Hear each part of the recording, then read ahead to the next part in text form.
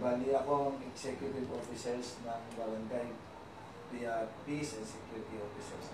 Ako ang in charge ng peace and order.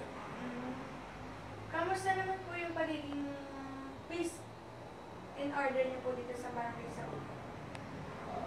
Okay naman, meron akong 20 na regular ng mga barangay tanod at 40 na mga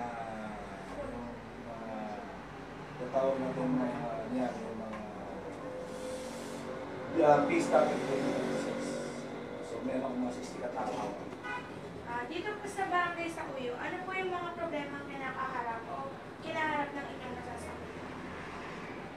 Usually, ang problema rito, peace and order na lang. Kasi nga, marami rito, karamihan sa barangay sa Uyo, industrial, tsaka residential.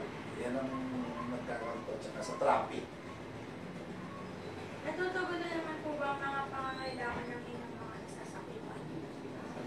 As much as possible, ginagawa na. Sa mga nakaraan po namin interview, marami daw po bang hindi na nakatanggap ng mga benepisyo sa barangay?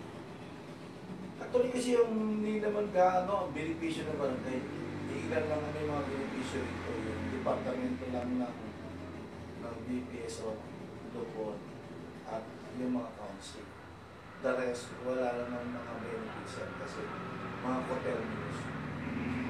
Sige po, maraming salamat po. Okay.